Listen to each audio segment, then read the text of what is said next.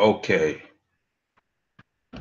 Good evening. This is Prophet Rahwanawadi, and today we're going to look at something that has been brought to my attention, and the title is has been borrowed from another video, which I don't have in the description bar, which I would like to add to the description bar, so you all can go and find this yourself for your own perusal. Okay. And let me see here.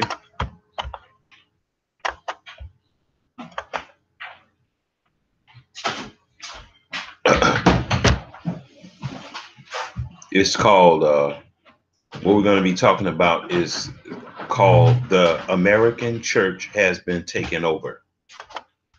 The American Church has been taken over. Now, we're going to listen to parts of two videos. All right. We're going to listen to parts of two videos. One of the videos is a guy that's commenting on a video that's already been done, and he is conscious that he is an Israelite, but he still is awash with a lot of Christianity. He's still awash with a lot of Christianity, and you can tell. I've been watching this guy, and you could tell that he's coming out of Christianity more and more and more. At one point, he didn't even wear a beard, but now he's wearing a beard. I'm just saying. Uh, he's now displaying some of the outward trappings of a Israelite, you know. So, and you could tell that he's going through some growth, and so there's grace for that, you know. But he has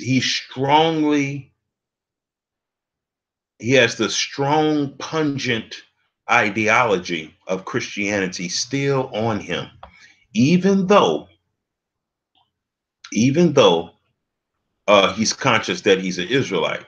Now, the guy that he's commenting on is a guy who is disturbed by Ashkenazi Zionism that is spreading within the evangelical Christian church. Okay. And I think this is when you compare these two positions of a Israelite who is coming into his heritage, his faith, and all of this kind of stuff, but he's still awash with a lot of the trappings of Christianity. And you juxtapose that to a guy who is a Caucasian evangelical who is concerned about Christian Zionism taking over the quote unquote Christian church. I think this is really fascinating from a person with my position. So I'm going to critique their positions with my positions. And I'm critiquing their position not as a One West camper or spin off of a One West camp. No, I'm I'm coming from a place of a person that is uh, a Israelite, and I'm still growing. I'm still growing, but I was done with Christianity when I was in Christianity, and way before I learned that I was a Hebrew Israelite. I was done with Christianity way before I learned that I was even a Hebrew Israelite. So, what caused me to make my transition from Christianity was really not Hebrew Israelite. It really wasn't. Um, I mean, if you go back into my archives on my channel when I was a Christian, some of the things that I said about Christianity, you would not think I was a Christian. And this is way before I knew anything about Hebrew Israelites. Okay. So the Most High was drawing me out of darkness, even when I was a Christian, a quote unquote Christian. But anyway, so we're going to get right into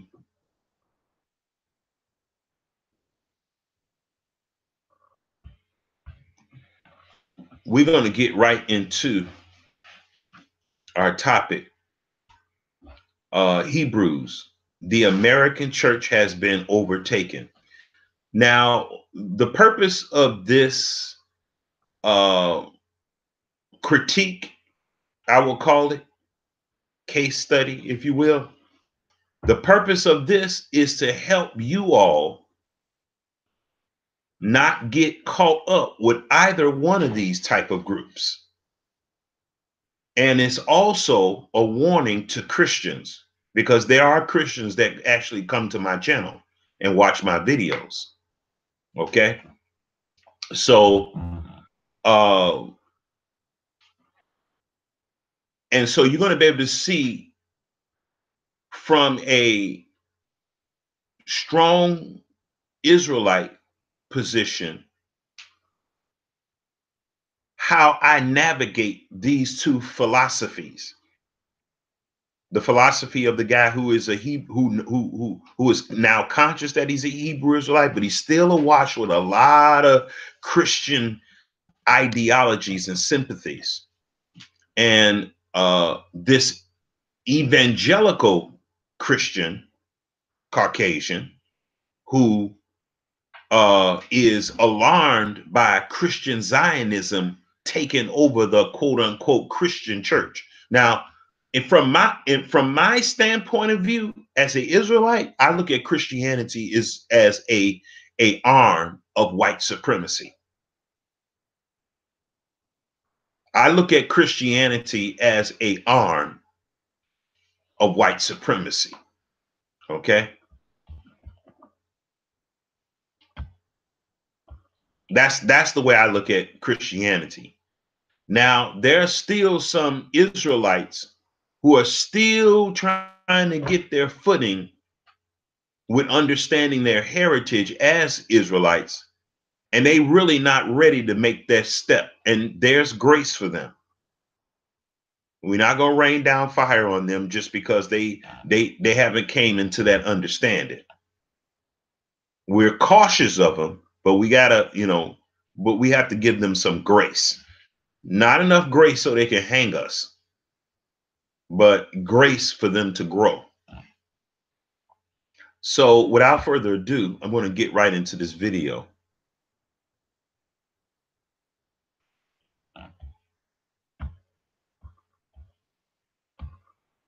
Okay, so I want to let this pastor introduce himself.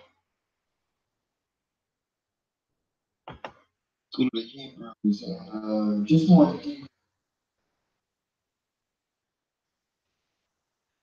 I think cool.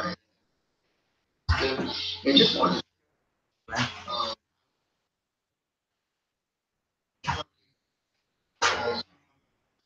theology.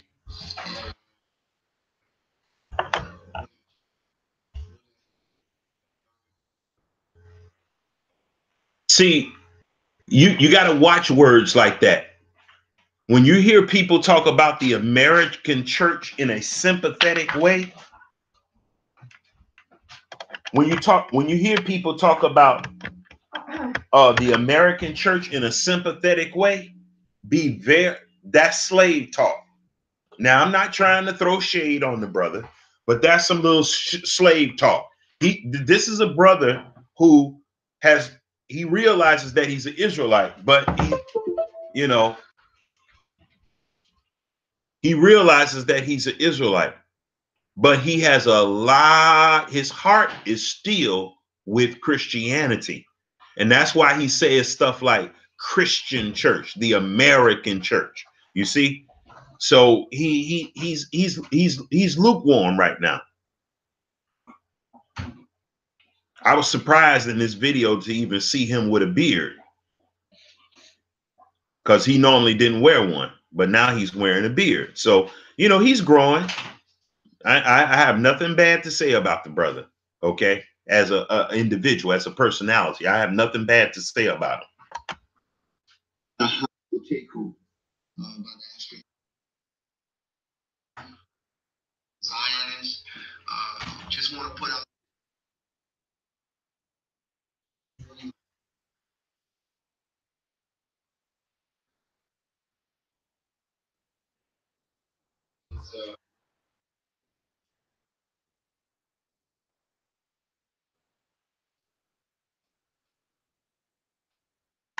So I could hear the growth, because he said he don't believe in replacement theology. So he believes that we are the true people.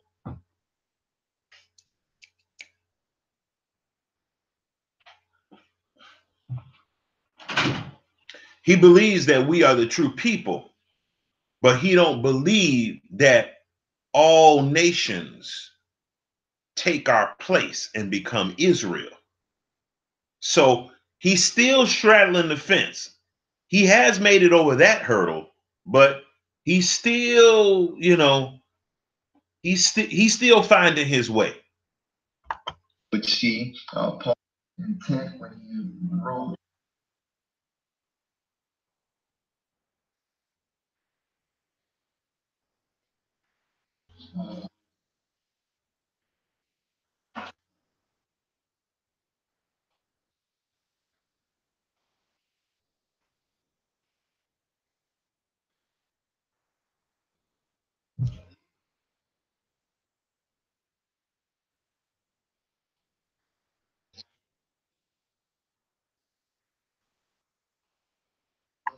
Now, this is where this brother's naivete comes in.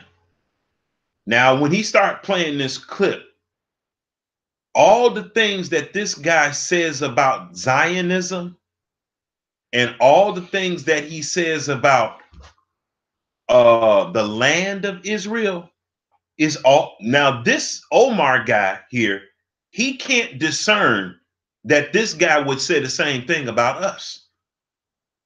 Now, this guy, this Omar guy, Pastor Omar, he don't have enough discernment to put together the math and see that when he finds out that the so-called African Americans are the real Israel, all he's going to do is replace the theology that he was targeting towards Zionism and just say that we are black Zionists. That's all. But Omar is not able to see that because he's still invested in Christianity. Even though the word Christian is only in the Bible 3 times, he still is tethered to the slave master's religion called Christianity. He's still vested in it. And that's why he is so optimistic in believing that, oh, well, when he figure out who the real people are, then because when you hear this guy, because he's going to play one of this guy's clips, you're going to be able to hear it. Understand the whole picture.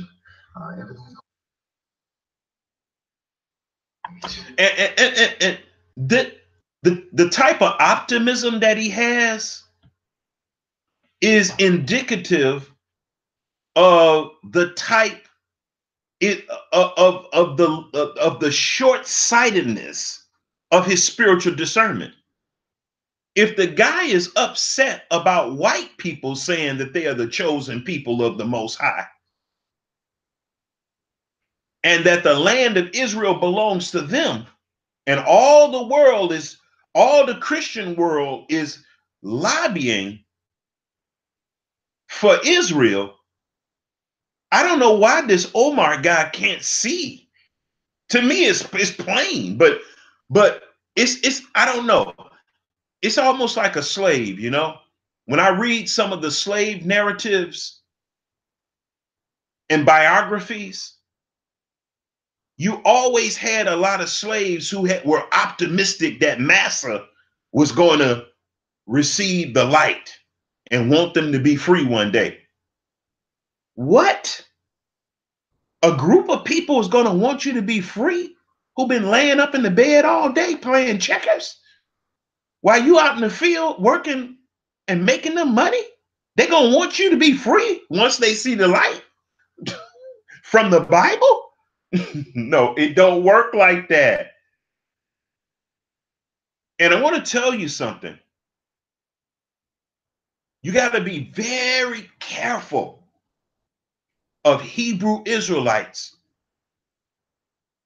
who hold this level of naivete for their enemies. You got to watch them, because they will, out of the goodness of your heart, have all y'all get killed, because they so optimistic.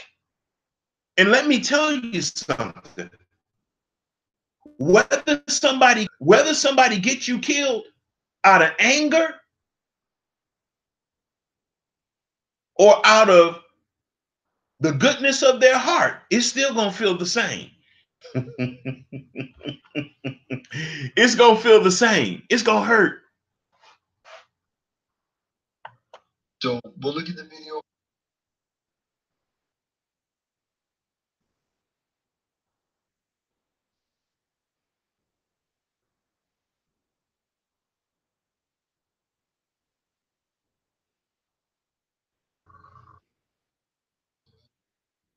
And look at that language he uses. The Christian churches have been taken over. No. See, he think that there should be some right type of rescue plan for the Christian church. The Christian church was a mockery the whole time in the United States. But he thinks that there is salvation for the Christian church. There's no salvation for no Christian church. The salvation is for Israel. I can't find no verse in the Bible that talks about salvation for the Christian church. Somebody get Acts 7:38. Let's just define what the church is anyway. Here you go. No. Acts 7:38. Acts 7:38. Hurry up. So now we got to save the Christian church, something that a white man started for the sole purpose of dominating the whole world. If anything is the mark of the beast, it's got to be Christianity. Well, let me say Christianity is a mark of the beast. And this Pastor Omar guy, he thinks that, hey, Christianity has been taken over. Christianity is the problem. But like I said, I don't have nothing bad to say about this guy. I mean, he's growing.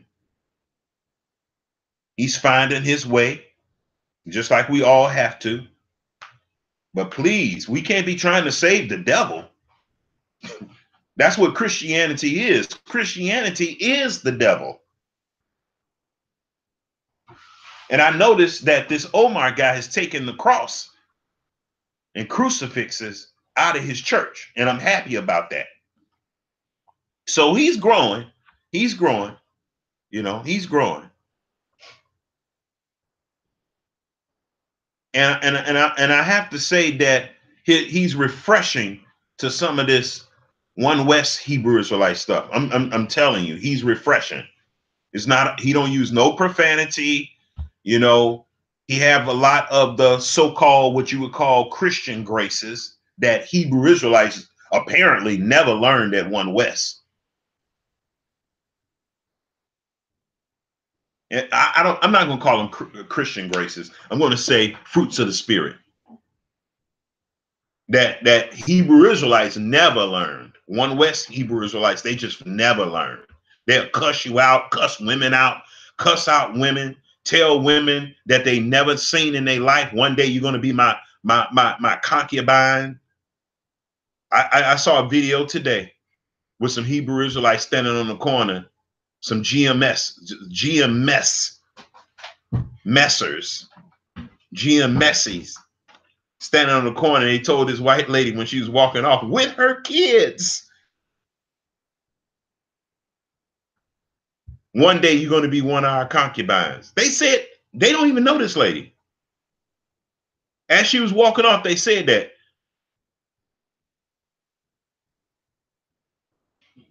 I mean, at least in the Christian church, you do learn something about the fruits of the Spirit.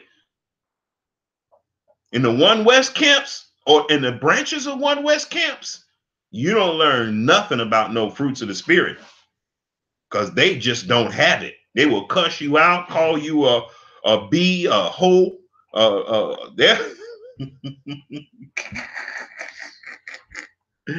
But what Philippians 1:15 say? Somebody read it, son. Acts 7:38.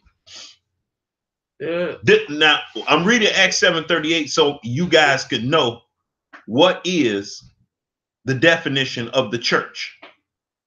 Old Testament, New Testament. This is the biblical definition of the church, and it's not Christianity. Read. This is he that was in the church in the wilderness with the angel, which spake to him in the Mount Sinai, and with our fathers who received, with our who? Fathers. With our fathers who what? Who received the lively oracles to give unto me. Unto us. So our fathers that were in the wilderness, guess who that was? The nation of Israel, y'all. It wasn't no Christians. The lively oracles were not given. Read that part about lively oracles. Who received the lively oracles to give unto us. You see, the lively oracles to give unto us. Somebody get Romans chapter 3, verse 1 and 2. Read that, Batia.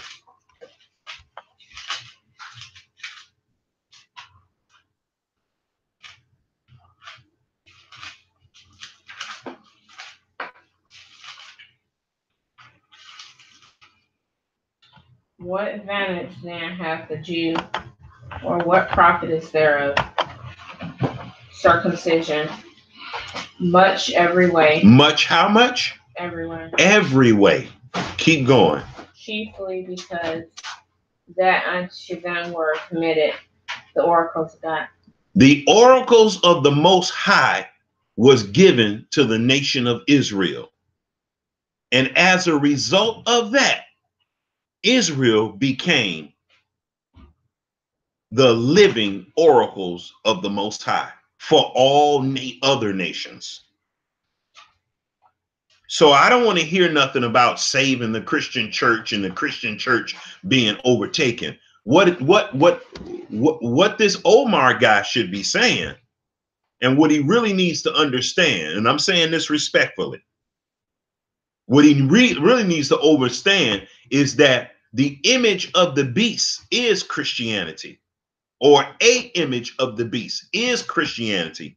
And that's what has caused and taken captive the minds of Israelites. So much so that Christianity think it's supposed to be giving us the lively oracles. But I just read to you in Acts 7:38 and in Romans chapter what was that verse, baby? Romans chapter 3, 1 and 2, that the lively oracles was committed to us. Somebody get Psalms 147, 19 and 20. Psalms 147, 19 and 20.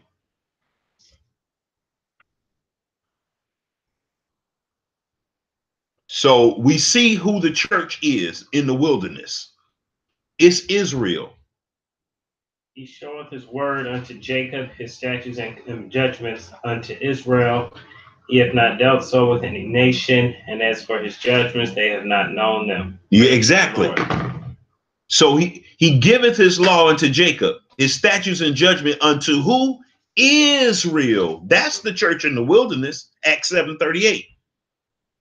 He have not dealt so with any other nation. And as for his judgments,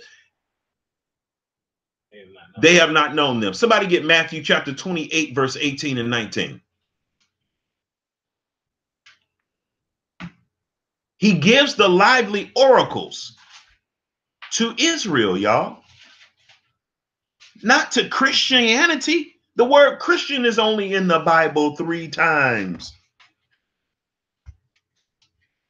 Christianity is what has destroyed us. That's like somebody finding a word in the Bible and making a whole religion out of it. That's what they did with the word Christian. They found it in the word Bible only 3 times, and then they said, okay, let's start Christianity. Where in the Bible did the Most High tell us to start Christianity? So we shouldn't have sympathies with the devil. Christianity was created to give a counterfeit gospel.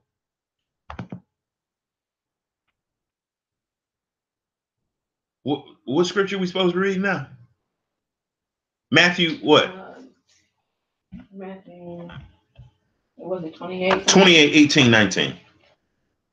And Jesus came and spake unto them, saying, all power is given unto me in heaven and in earth. All power is given to who? Unto Mashiach Yahushua. Now look what he does with that power. He's going to start allocating some of the power to, let's see if he allocated to Christians.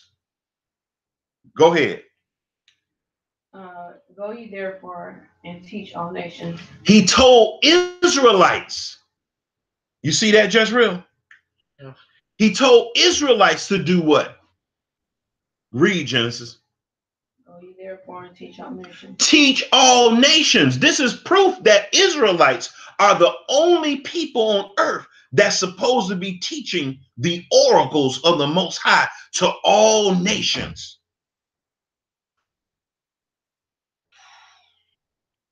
The first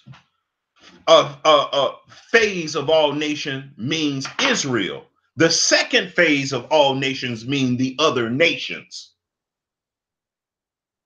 Because all one West camps are going to tell you, oh yeah, all nation just means Israel. When he said that, yeah, that was the understanding. But he said, if I be lifted up from the earth by who? Israelites. I will draw all men unto me. Finish reading that scripture, baby. Baptizing them in the name of the Father and of the Son and of the Holy Ghost. Exactly.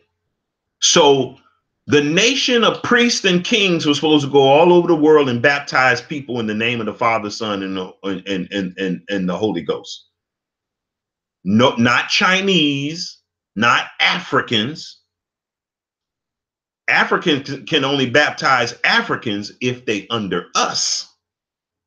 Why? He said all power in heaven is given. Read that part again, Genesis 18. All power is given unto me in heaven and earth. Keep going. Go ye therefore and teach all nations, baptizing in the name of the Father, Son, and of the Holy Ghost. So all power in heaven and earth has been given to him, right? There's no more power to get. If all power in heaven and earth is given to him, anything that the Father has, guess what he's going to do? He's going to give it to the Son.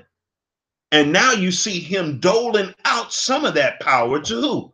The apostles and prophets of Israel, not Christians. I know we want to find a way to put Christians in here, but the word Christian is only in the Bible 3 times. All the scriptures that I just showed you. Acts 7:38, Romans 3, 1, 2.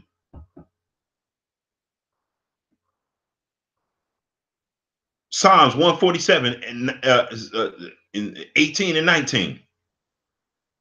And now Matthew chapter 28, verse 18 and 19. Everything I just showed you is talking about Israel. Acts chapter 7, verse 38. Everything I'm showing you is talking about Israel. So we need to stop, Brother Omar. If you listening to this, get off of that thing that the Christian church is being taken over. No, brother. You're just learning that Israel has been taken over. Guess what it was taken over by? You got it. Christianity. Yes, Brother Omar. No hate against you or nothing like that. I like your spirit. But you got to get out of that, because in one breath, you are fighting against replacement in theology, but then you're talking about the American Christian church. The American Christian church is just another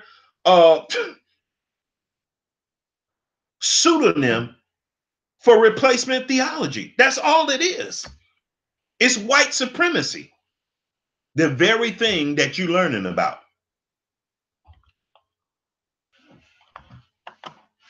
He talks about and hopefully.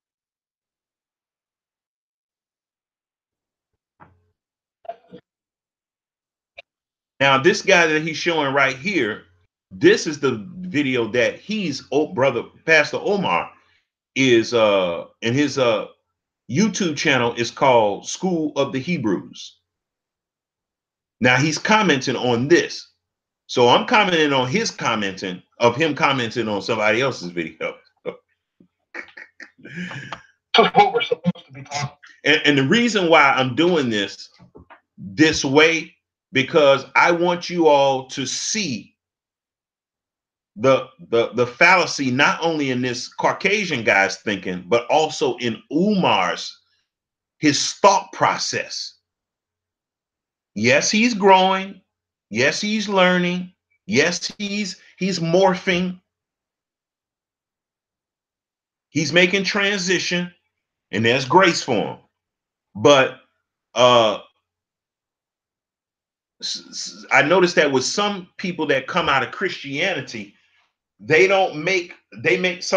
of them make a partial. I'm not saying that that's what's going to happen to him, but like Pastor Stephen Darby, he was making a partial transition, because Pastor Darby, he was flat out teaching that, yeah, you still can eat pork. You can eat crab, shrimp, lobster, and all that kind of stuff.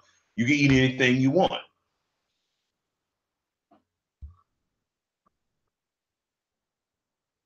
And some people plateau quicker than other people. So let's keep going.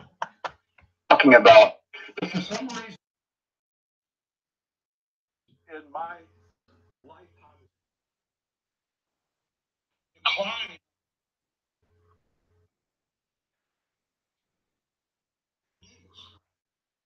Now let's unpack that. American evangelical Christianity. You know what that spells, y'all? That spells white supremacy. That's what American. I mean, he really pigeonholing this thing. American.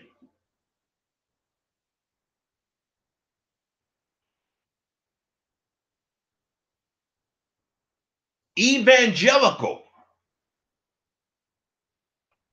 Christianity. Y'all, that's white supremacy. That's global white supremacy. He just narrowed it down to America.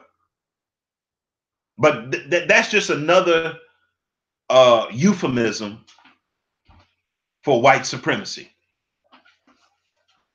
So he's alarmed that Zionism is taking over Christianity. And Christianity is now Zionist Christianity. Or Christian Zionism. But Christian Zionism, y'all, is just another form of white supremacy. That's all it is. Zionists are the ones that started Christianity. All those great awakenings that happened in the 1800s, guess who was behind it? Zionists.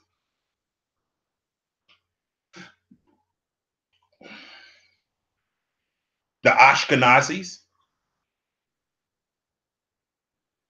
You see?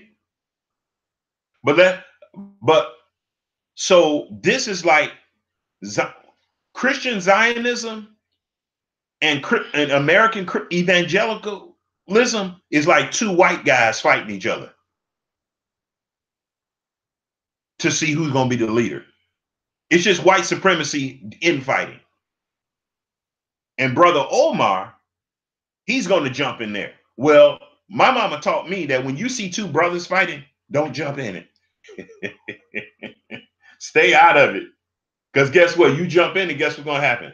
They both going to jump on you. But Brother Omar, he's not there yet. There's grace, but he's growing. And I hope he don't plateau too quick. We talked about everything except the good news.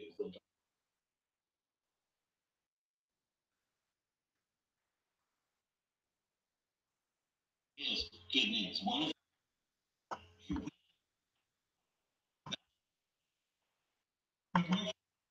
Now, I don't like that characterization. The good news is just you could be saved from hell. No, it's way more. No. I want to tell you what the good news is. See, that sounds like some penal substitutionary, theology. You got a real problem in your relationship with the Most High if you think that the good news, even as a Christian, let's say I'm not an Israelite and I was just a Christian, I would have a problem with somebody telling me the good news is that you're just going to be saved from hell. No, that's it.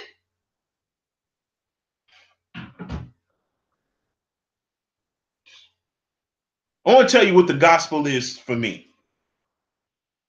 If I was a Christian and not an Israelite, the gospel would be to me that I'm going to be a friend of the Most High. And I'm going to live in his kingdom. That would be the gospel for me. I wouldn't even be thinking about no hell. If you're focused so much on being the friend of the Most High, you ain't got no time to be thinking about hell. If you got a real good friend, are you ever thinking about him killing you? No. You got a real good friend. Let's say that there's a woman that you're interested in. Do you ever think, and you can't wait to talk to her on the phone. You can't wait to see her. You can't wait to take her out to dinner, take her to a movie, take her to a concert. Are you ever thinking about her killing you? Every time y'all get together for a date, you thinking about, oh boy, I hope she's not going to kill me. Would that be the good news of y'all relationship? No, the good news is that y'all getting what? Together. Y'all got a date. Y'all about to have dinner. You're going to meet her family. You're going to go talk to her brother. Meet her sisters. You're not thinking about her killing you.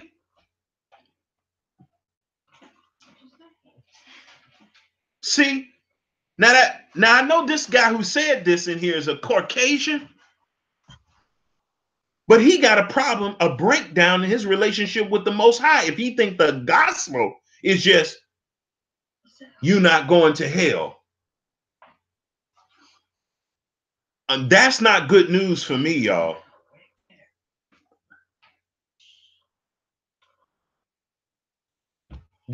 That wasn't even the good news for me.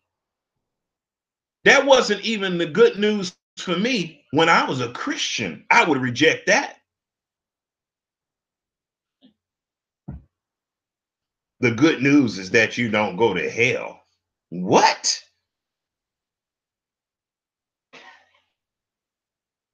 Now, the good news is that one day I'm going to see the Most High. He's going to call me his friend. He's got a kingdom for me. He's going to make me, now that I'm an Israelite, he's going to make me a God on earth over all the other nations. That's good news for me. I would not be thinking about hell 1 minute, because I'm working on a friendship with the Most High, a courtship with the Most High. I ain't got no time to be thinking about hell. I got a date. But let's keep going. But see, these are Caucasian Christians. And so Caucasian Christians, this is the kind of stuff that they taught slaves. Yeah, the good news is that y'all don't go to hell. That's the good news. Now get out in that field and pick that cotton. And so you can see the slave master mentality in a lot of white people by what they determine what the gospel is. And I'm going to tell you something. I think it's a really shallow idea to think that the gospel is only you just go to heaven. Now, I want a relationship. I want to do more than just go to heaven.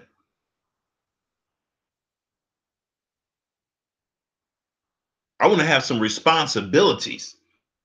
I want to have dominion, rulership. I want angels to bow down before us. I want the Most High to give me an assignment. That's good news for me. Not just going to heaven and not going to hell. No, it's more nuanced than that. Fascinating.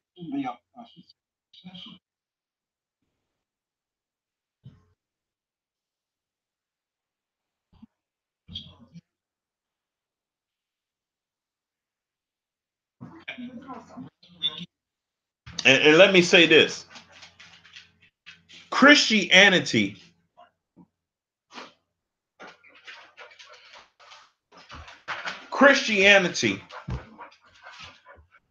took over the concept of the cross, and they just co-opted as their symbol of white supremacy. That's all they did, y'all.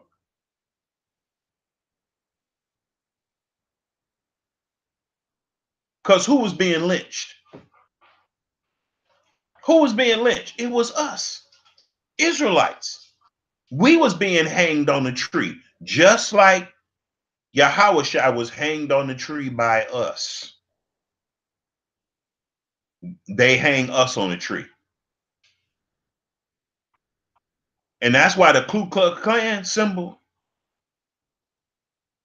is the cross and the tree, lynching you and hanging you on a tree. The cross is a symbol of white supremacy, y'all. Back in glory. It's all about the nation of Israel. And he's right. The land of Israel is nothing about Christianity, because Christianity is about white supremacy. And he keeps saying American evangelical Christianity. And Christianity is just a euphemism for white supremacy. That's all it is. It's a slave religion and a slave master religion. That's all Christianity ever's been. You see? You're unsaved today. You turned on Christian. Now, let me say this. Now, the gospel to the kingdom of Israel is about the people and the land. And it's really sad that Brother Omar can't see that if this guy has a problem with Zionism and them taking over the land of Israel, it's sad that he can't see that he's going to have a bigger problem when he sees some Negroes talking about that's their land. It's sad that Brother Omar is not going to be able to see that this guy is going to label what he's beginning to come into. It's just another, is a form of black Zionism. It's sad that Brother Omar can't see that. It's really sad. He's really naive in this area, but there's grace. You listen to Christian. You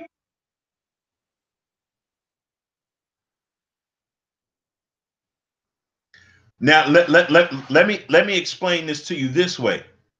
He said you would think that Christianity is about Israel getting its land back. No, Christianity is about true Israel not getting their land back.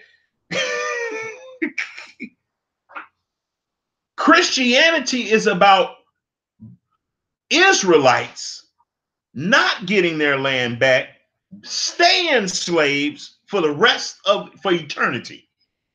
That's what Christianity is about. So he's right. This guy's telling on himself and don't even know it. And it's sad that Brother Omar can't see this. It's sad that Brother Omar is not able to discern that this guy is actually saying that Christianity should curse Israel. Because that's what he's really saying. Now he's talking about Zionism. But all you have to do is replace Zionism with us. The brother's gonna feel worse when he sees some black folk talking the same thing that's going to sound strangely familiar to Zionism. Now, I'm not saying that our faith is Zionism, but to this guy, a white supremacist, it's going to sound like Zionism. And it's sad that Omar can't see that. Maybe he'll see it later on. Maybe he'll see it when he see my video. And I don't mind if he reaches out to me. I would love to talk to him. I like his spirit. But you know, the scales is coming off his eyes slowly but surely. Very intelligent brother. you would think Christianity is all about. That is not. No, that's not Christianity, because Christianity is white supremacy.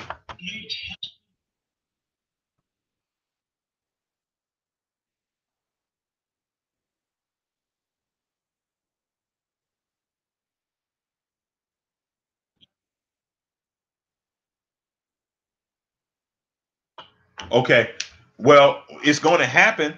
You know why? Because the Bible talks about New Jerusalem. So we know Israel is going to get their land back.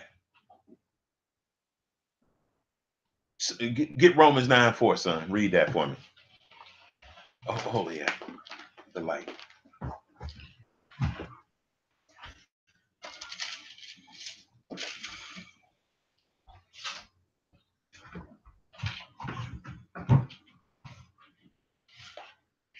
Go ahead, read.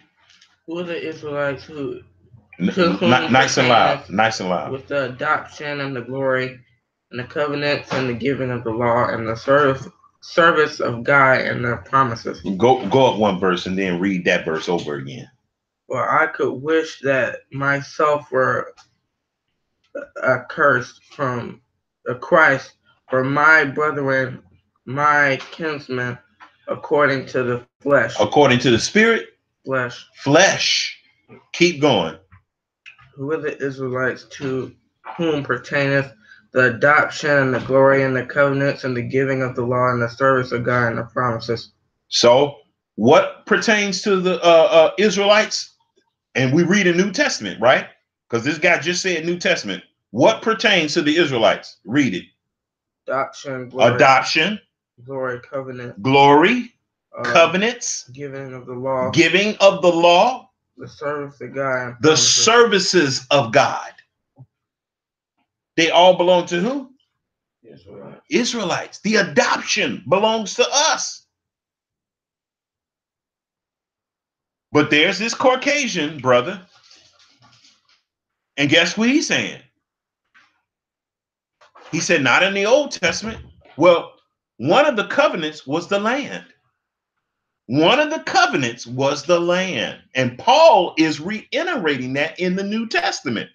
So when he's saying covenant, it's not just talking about a covenant with the people, but a covenant with the land, between the land and the people.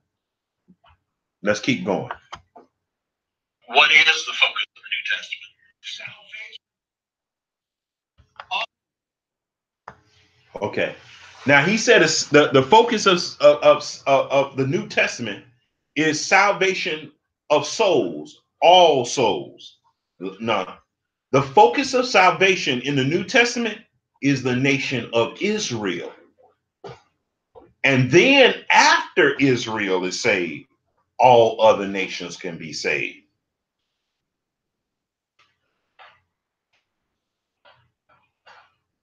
Get John 10:34, son.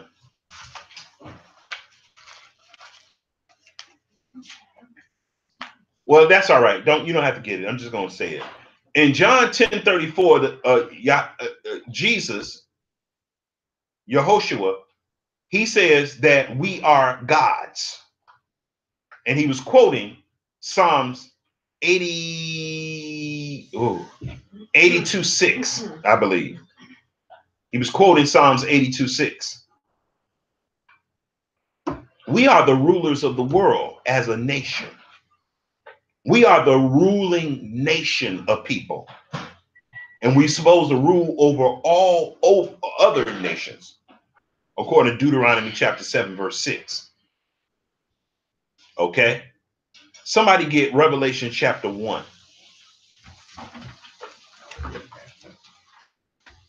Revelation chapter 1. Oh, I want to say 22. 122, I think. No, it's not 22. It's going to go to 20. Okay, maybe it's Revelation chapter 2. I want to say 27. Yeah. Let's go to 26. Revelation 2:26. It says this. And he that overcometh, this he is Israelite, y'all. The whole Bible is about the nation of Israel. Old Testament, New Testament. It really is. That's the theme and focus. It don't mean that nobody else can be saved like One West camps teach.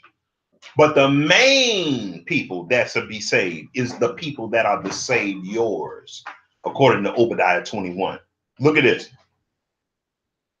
But I say unto you, verse 25, but that which ye have already hold fast till I come. Who he's telling to hold fast? The people he gave the oracles to. Acts 7:38. Romans 3:1 and 2. Matthew 28:18-19.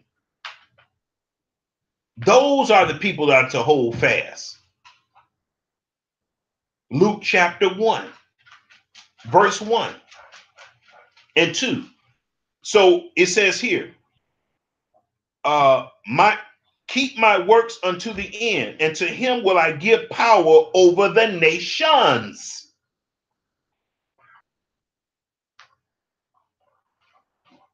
Anytime you hear replacement theology people talk about, well, everybody, they're teaching white supremacy.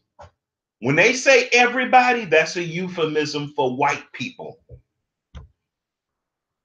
And then they start, when they talk about Christianity, they don't just say Christianity, they start saying American evangelical Christianity. They're talking about white supremacy. They're not talking about Chinese Christians and black Christians. No, they're talking about white supremacy. That's what all that is code for. And he shall rule them with a rod of iron, as the vessels of a potter shall they be broken into shivers, even as I received of my Father. Didn't he say in Matthew chapter 28, verse 19, all power in heaven and earth has been given to me? And who did he give power to right away? Who did he start doling power out to right away? According to Matthew chapter 28, verse 18 and 19. The prophets and apostles. And who were they? Israelites. Israelites he wants Israelites to have power over all nations. And guess where they're going to be ruling from? Israel. When he started doling out power in Matthew chapter 28, verse 18 and 19, where was Yehoshua when he did that? In Israel. He was in Israel. He wasn't in the United States like this guy is sitting in this studio. Let's keep going. Jews, Arabs,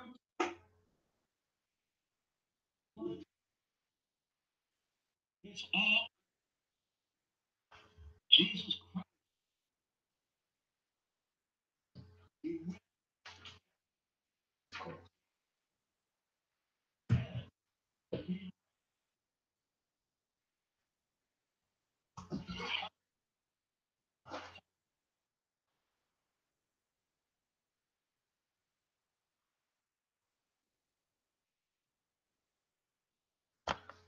He don't even know what he's saying.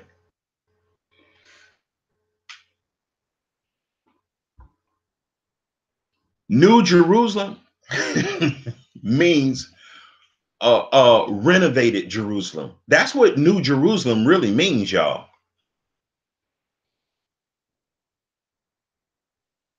It's still going to be Jerusalem. It's still going to be placed right in the Middle East.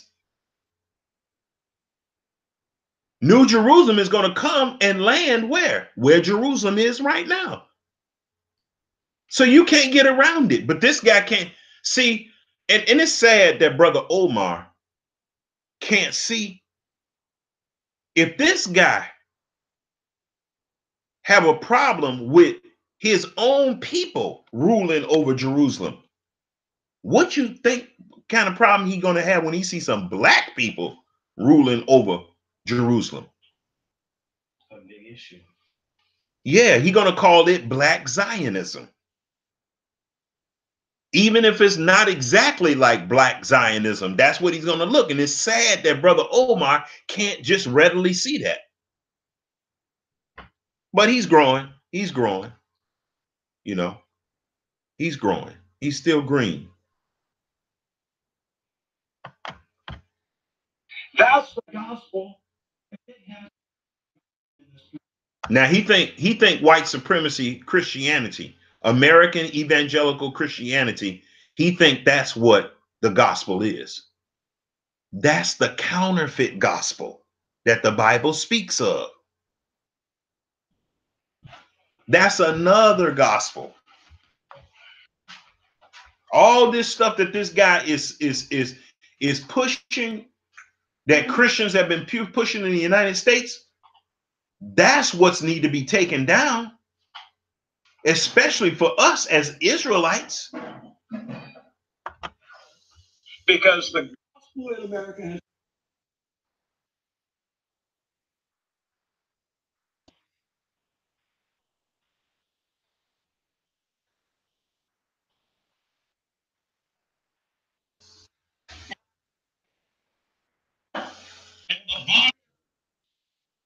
and it has confirmed.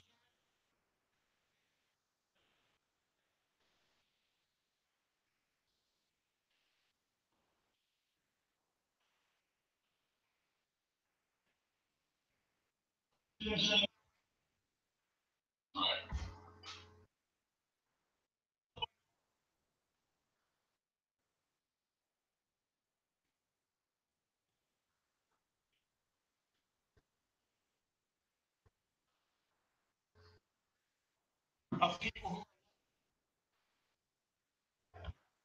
who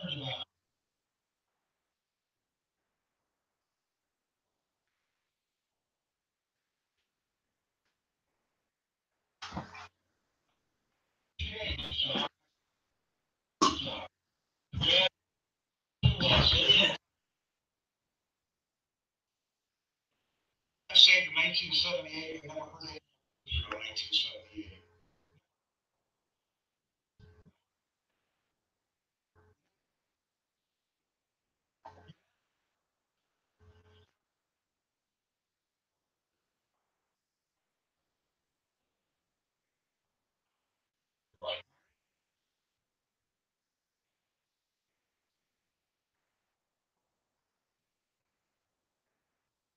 And let me say this to my Hebrew Israelites out there. Hey, what's going on, CG? What's going on, brother? Shalom, shalom, Shabbat shalom. And who else is in here? CG, Sarah D. What's going on, Sarah D? Shalom, shalom. And MLN TV. Good to see you again, brother. Shalom, shalom. But yeah, I wasn't looking at the chat room, so I couldn't see you guys, all your comments. So I'm going to scroll back and see what you guys been saying. The handwritten writing is on the wall. And let me tell y'all this, y'all. One thing that I can see, Zionism had a role to play in Hebrew Israelites becoming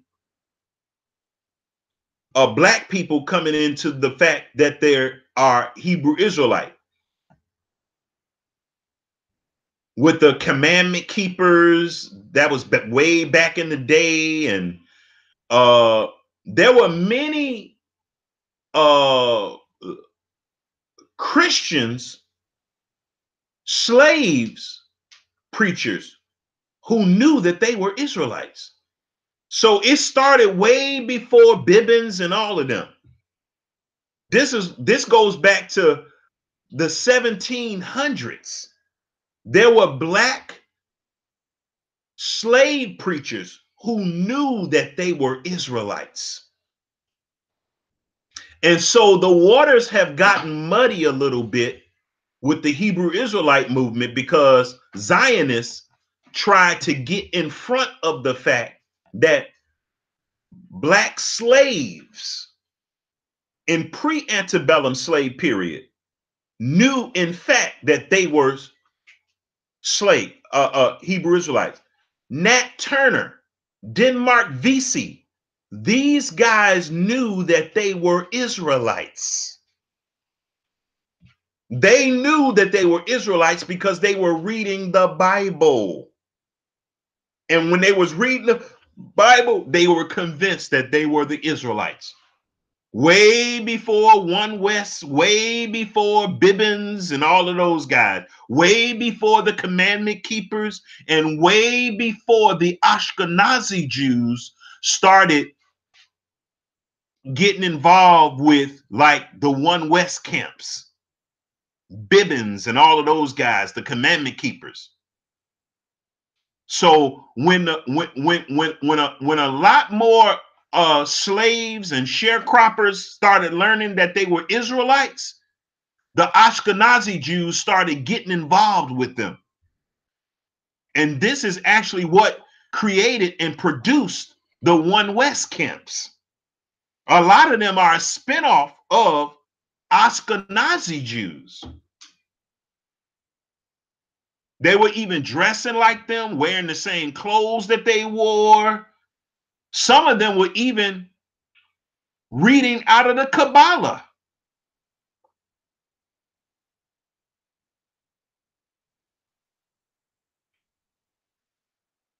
So the reason why there's a history of Ashkenazi Jews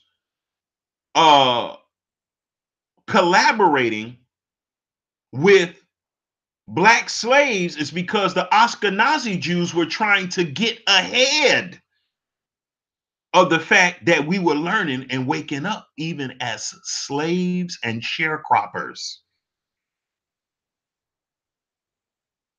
So don't lose your faith because you see some history where Ashkenazi Jews were involved with Hebrew Israelites that were in the 1800s. Don't let your faith be shaken. The Bible said that somebody get Ezekiel 9:13. The Bible says that we was going to have to eat our grains with man's dung. The man's dung is the slave master's doctrine. So yeah, we was going to have to eat our wheat, barley, beans, lentil, millet, and fishes with man's dung. And then when we recoiled, when he told us we was going to have to eat it with man's dung, he said, okay, well, you can eat it with cow's dung instead of man's dung. And I want to tell you what the cow's dung is. The cow's dung is the One West doctrines. The false doctrines in the One West camps is the cow's dung. The cow is a clean animal, but the food is cooked with what? Cow's dung. And so Ezekiel had to ingest that with the cow's dung. The grains that was cooked with cow's dung. Not mixed with cow's dung, but cooked with cow's dung. In other words, cow's dung was a fuel source to cook the grains.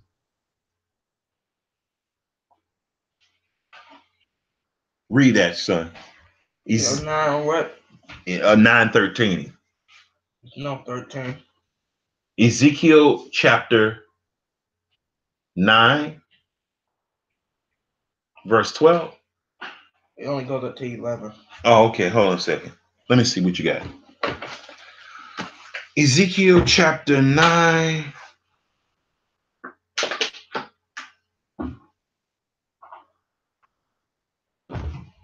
No, this is not it then. Ezekiel chapter 4. Maybe it's 4:13.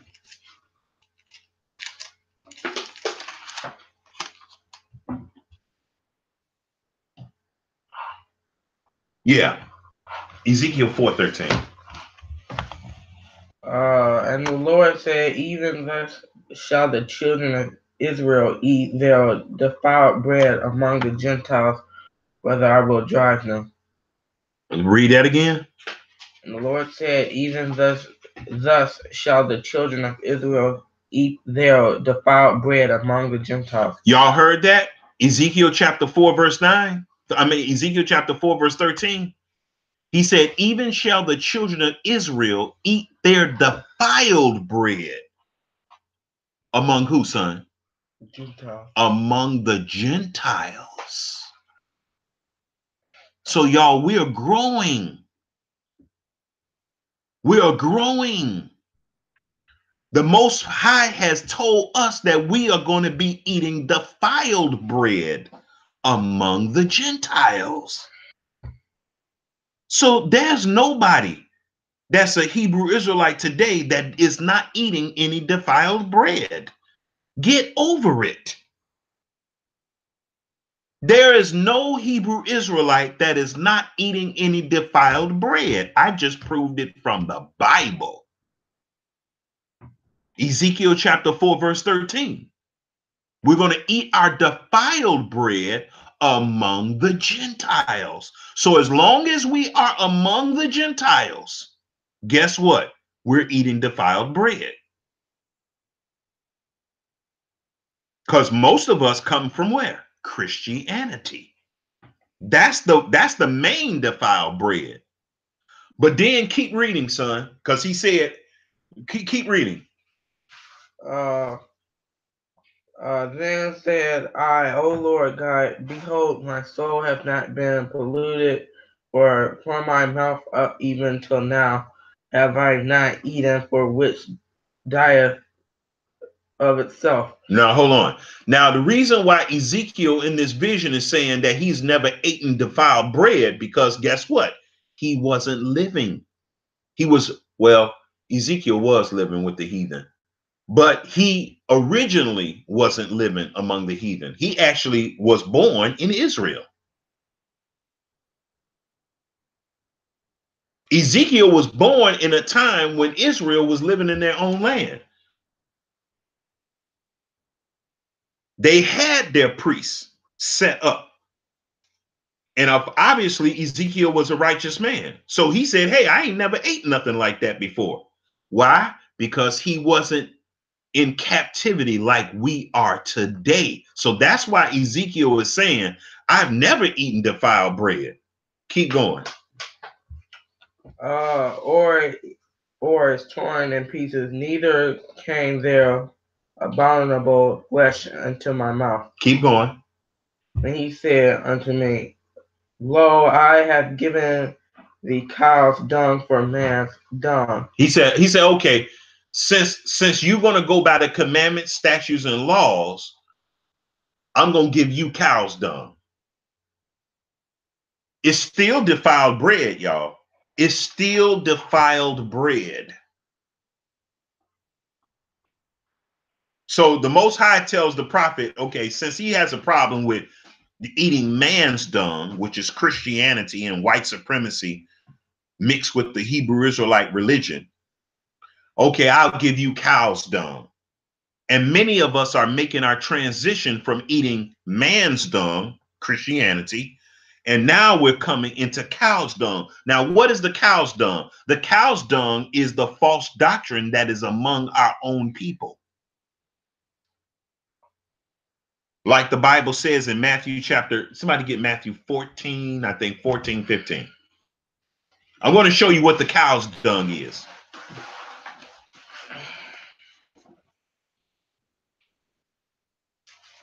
Now, we know that cows are a symbol of clean animals.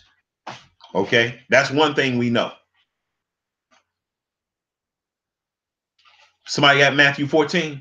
Matthew 14, 14. I got it here. I got it.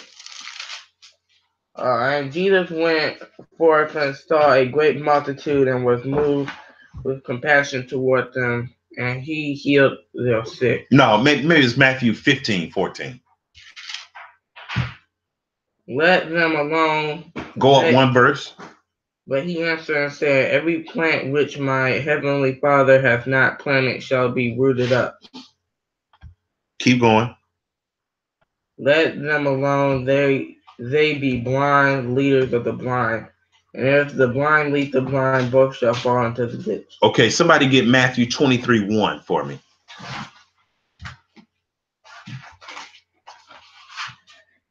And spake Jesus to the multitude and his disciples, saying, the scribes and the Pharisees sit at Moses' seat. All therefore whatsoever they bid you observe, that observe and do, but do ye not after their works, for they say and do not. Right. That's the cow's dung right there. They say and do not.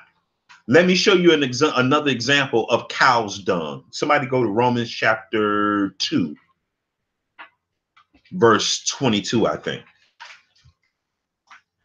Romans 2:22.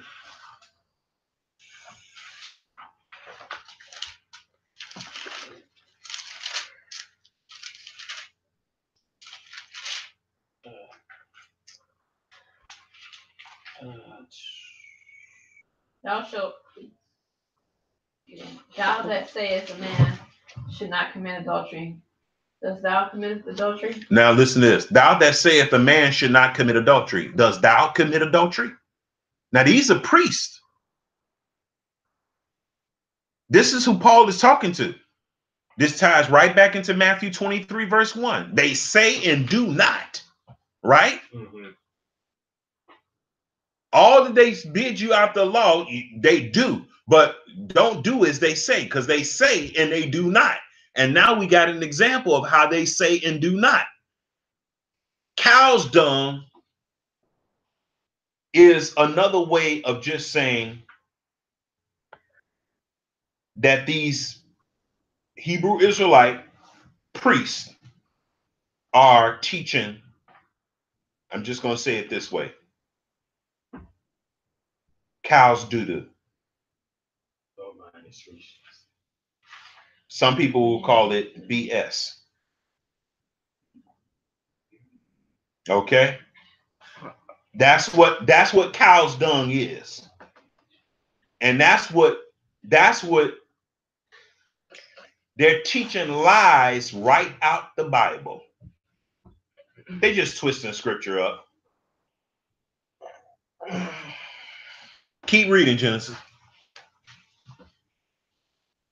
Thou that abhorrest idols, dost thou commit sacrilege? That you say you abhor idols, but do you commit sacrilege? Are you out somewhere worshiping an idol? Keep going. Thou that makest thy boast of the law, through breaking the law. They make they boast of the law. Oh, we got to keep the statutes, laws, and commandments. Statute, laws, and commandments. Statute, laws, and commandments. And they do that by breaking the law. That's why when you look at One West camps, you see they have no character. They have no filter on their language. It's nothing wrong with being militant, but you should be able to have some self-control.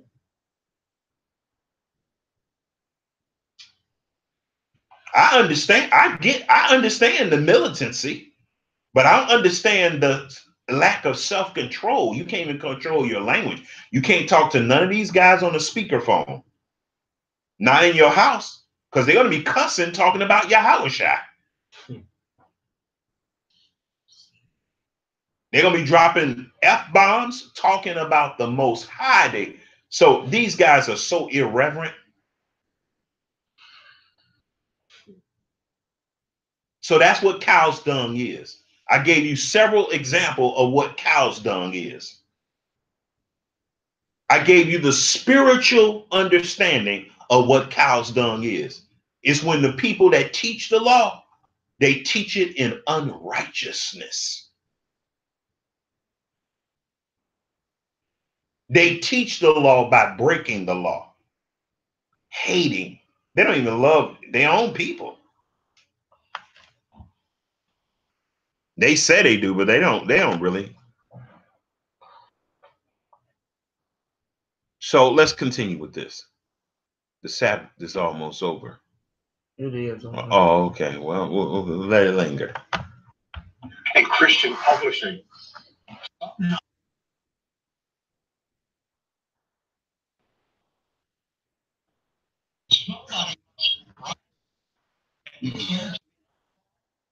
I want to tell you what this guy's real concern is. The real concern of this guy is that white supremacy is being taken over by another form of white supremacy, which is Zionism, Ashkenazi Zionism. And it's sad that Brother Omar can't see that, because he still has an affinity for Christianity. Message. It is a false doctrine.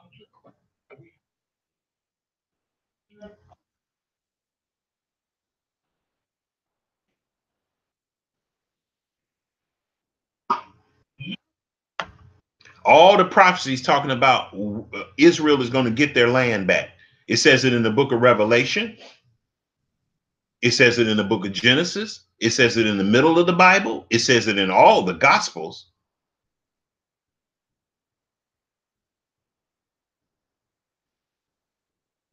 All the prophets. But this guy said it has nothing to do with land. The Bible says the earth shall be full of the knowledge of Yahuwah as the waters cover the sea. So I don't know how he's saying it's not about land. Zechariah 14 brings it out real clear. To do with land. Jesus' return is not.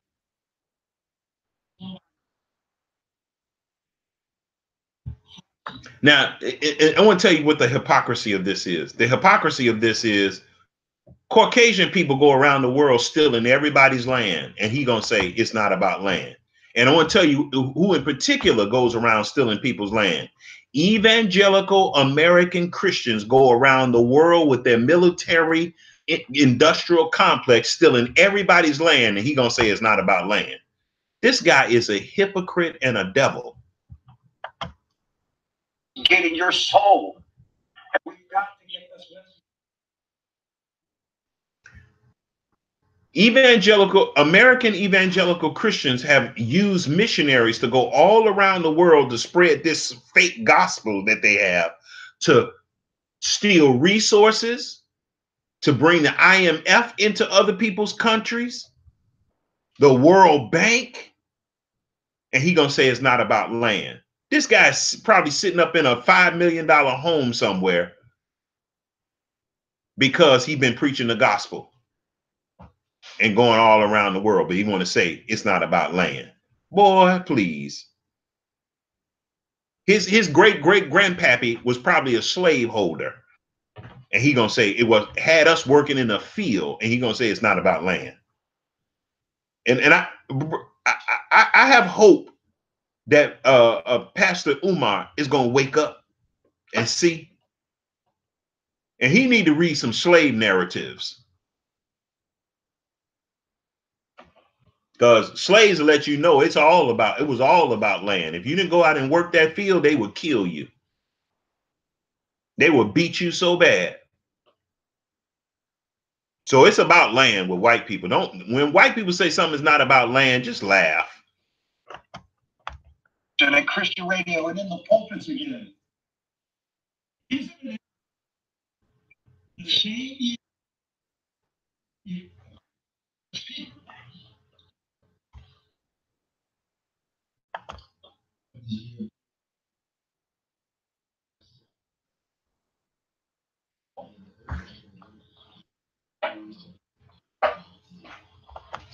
You know,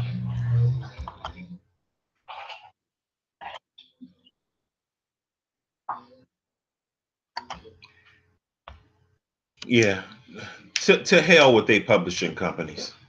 You know, Brother Umar, just wake up, brother. You got a good spirit. Wake up, brother. You got to wake up some more. You like staggering right now. You know, you like just getting the coal out your eyes. But you need to wake up some more, you know, because you're too concerned about white supremacy being overtaken by Zionism, another form of white supremacy. You way too invested in that. So yeah, you need to wake up, brother. Their agenda took over. Now, Brother Umar was in a white supremacy seminary. Now he's woke to the fact that he's an Israelite, but he still got to do some more math. You know, if one form of white supremacy takes over another form of white supremacy, all I'm concerned as an Israelite is how it's affecting me. That's all. I could care less of how it's affecting the other form of white supremacy. I don't care. Let's face it. White folks' whole thing is war, money, and drugs. They love using brutality to get what they want. Violence is the religion. They are the devil the Bible speaks of.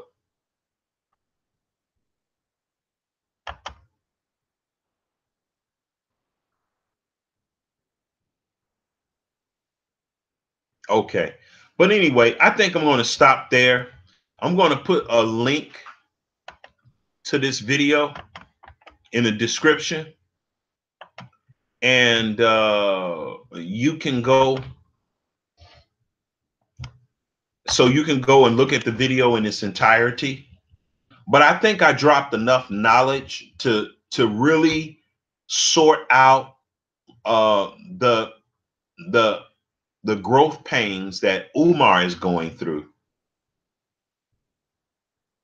And I think I dropped out enough knowledge to show you what's the problem of the Caucasian guy in the video, and what it presents to us.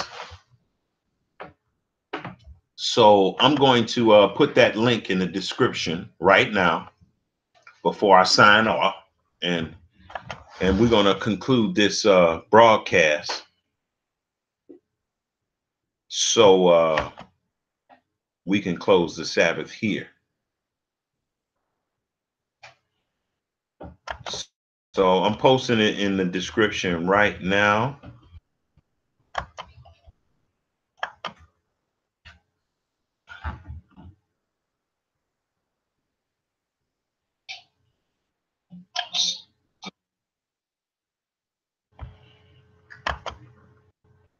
Okay.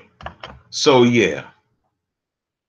The only thing white people want to do is keep their kingdom going. They want to keep their banks going, and they want to keep their military going. Those are like the two main things that they want to keep going. Their military, their banks, and their religion going. All of that is just arms of white supremacy. And I disagree that America is a Babylon, because when you listen to I believe Babylon is something way more complex than just America. I believe Babylon is a world system that white supremacists run. That's what Babylon is right now. Okay. America is like a daughter of Babylon, but not the mother. Because the Bible says that the mother of Babylon is responsible for the blood of righteous Cain. And white people weren't even ruling the world when Cain was killed. So, I mean, not righteous Cain, but righteous Abel. Yeah. Thank you. I meant to say righteous Abel. So Babylon, the Bible says, is responsible for the blood of righteous Abel. So I can't label America as Babylon. Does America have Babylonian characteristics? Yeah, because it's one of the daughters. It's one of the daughters.